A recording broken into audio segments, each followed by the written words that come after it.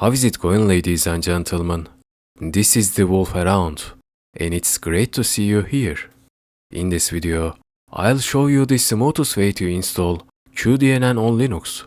Subscribe to the channel, join the pack, you are always welcome here. Without further ado, let's get started.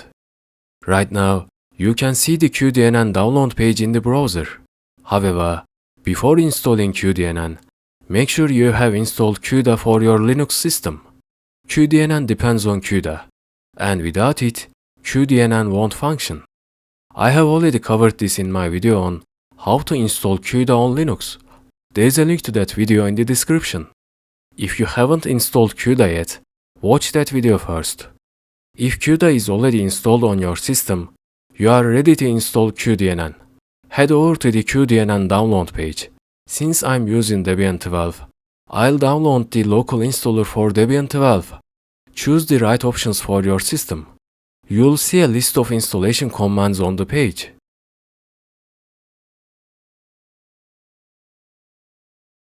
The first command downloads the local installer using wget, a command line utility for downloading files from the web.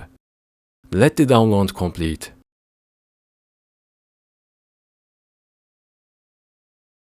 The second command installs the downloaded cuDNN package using Debian's package manager, dpkg.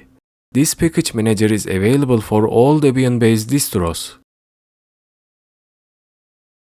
The third command copies the cuDNN package signing key to the system's keyring, enabling secure installation of packages from Nvidia. However, notice that we'll use the updated command printed at the end of the installation process.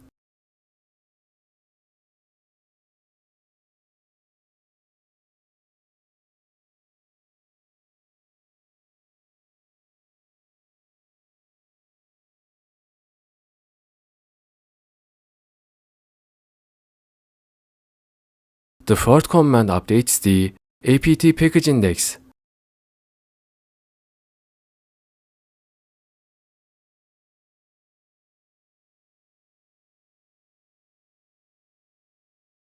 Finally, the last command starts the actual installation.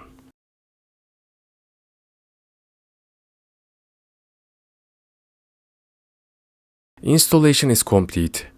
Let me show you where the cuDNN headers are installed.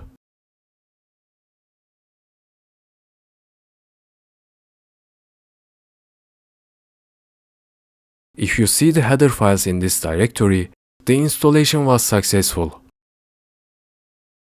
But let's double check by writing a simple cuDNN program to ensure there are no linking errors. First, I'll create a source file and include cuDNN-h.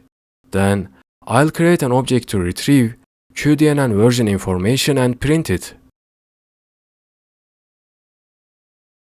Since cuDNN relies on CUDA, we'll use MVCC, the CUDA compiler, to compile the code.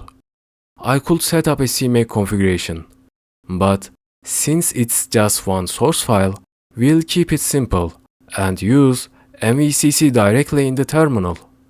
By the way, I have a video series on cross-platform CUDA development for both Windows and Linux.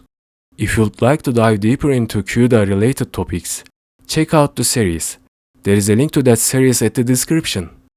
I'm a software engineer specializing in computer graphics, game development, GPU hardware acceleration, AI inference, and cross-platform C++ development.